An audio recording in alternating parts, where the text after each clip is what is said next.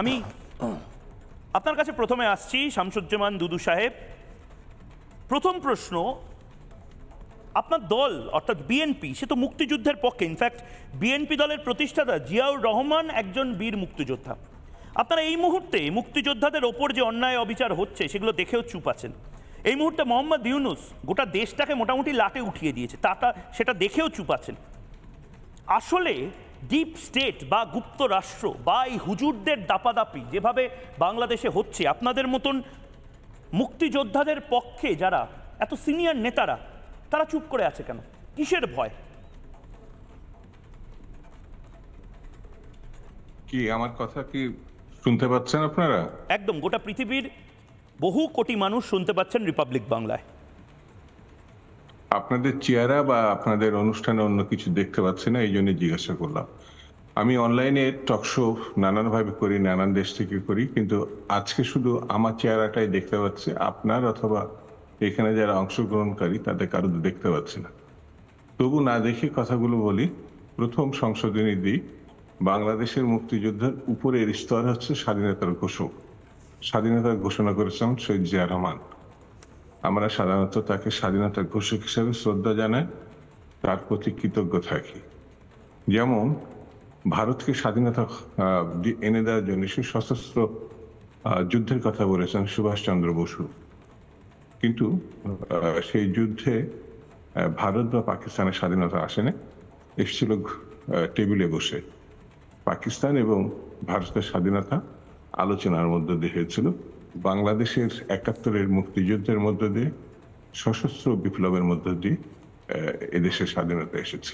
কিন্তু এইভাবে রক্ত দিয়ে কেনা স্বাধীনতা, সেই স্বাধীনতা আপনারা কি সত্যি এবার পাচ্ছেন ২০২৪ সালে? মোহাম্মদ ইউনূস তো ডিপ স্টেটের দালালি করছে এখন দেখে মনে হচ্ছে।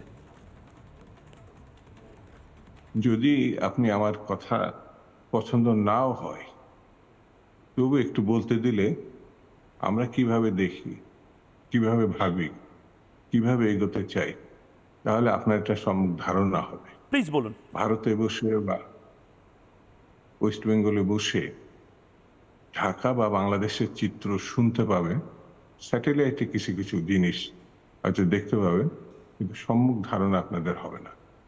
ডক্টর মোহাম্মদ ইউনূস সেই সরকারের নেতৃত্ব দিচ্ছেন, যে সরকার এনেছে যারা, তারা একটি ঐতিহাসিক গণঅভ্যুত্থানের মধ্য দিয়ে শুধু বাংলাদেশে না, ভারতে না, সারা পৃথিবীর এমন লুণ্ঠনকারী এর আগে আদৌ জন্মেছে কিনা পৃথিবীতে, এটা আমাদের জানা নাই।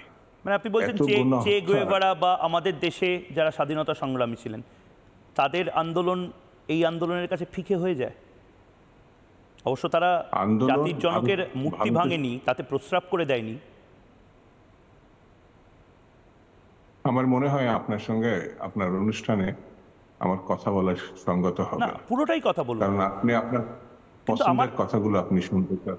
না আপনি বলুন, প্লিজ বলুন, প্লিজ বলুন। Thank you. আপনি বা বাদে অন্য কেউ থাকলে হয়তো কথা বলা যেত। ধন্যবাদ। আপনারা ভালো থাকবেন, আপনারা সুখে থাকবেন। কিন্তু আপনি তো এই উত্তরটা দিলেন না যে ডিপ স্টেটের দখলে যদি গোটা দেশটা চলে যায়, তাহলে আপনারা এরকমভাবে চুপ করে থাকবেন? আপনারাই তো আগামীর বাংলাদেশ হয়তো চালাবেন, বিএনপি তো চালাবে।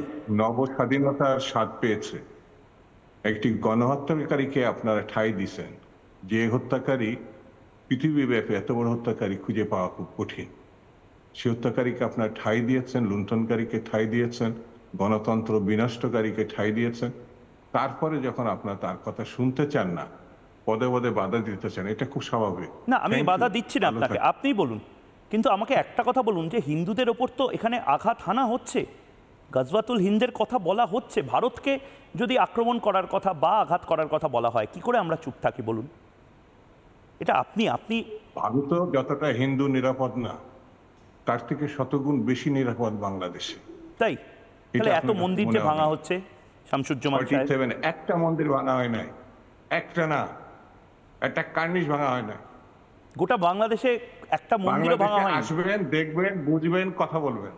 গোটা বাংলাদেশে মেহেরপুরে কি হয়েছিল? রুচিহীন কথা আপনাদের এই অনুষ্ঠানে আমি ভেবেছিলাম যে কিছু বাস্তবোচিত কথা আপনারা শুনবেন। না, আপনি বলুন না। কিন্তু হিন্দু সাধুকেও তো গ্রেপ্তার করা হচ্ছে সাহেব।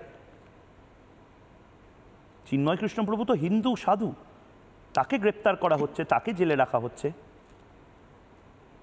আনসারুল্লাহ বাংলার প্রধান, সে ছাড়া পেয়ে গেল। আমাকে এইটা তো অন্তত বলুন, গোটা শোটা আপনার জন্য আমি অ্যালট করছি, কিন্তু এটা তো বলুন শামসুজ্জামান সাহেব, আপনি শুনতে পাচ্ছেন?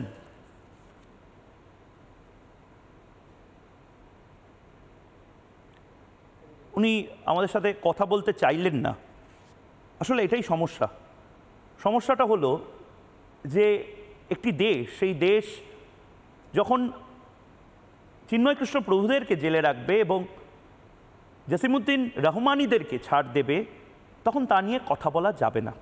আমি আবারও বলছি, শামসুজ্জামান দুদু বিএনপির অত্যন্ত অত্যন্ত বড় একজন নেতা এবং খালেদা জিয়া তার একেবারে ঘনিষ্ঠ একজন নেতা, ভাইস চেয়ারম্যান বিএনপি।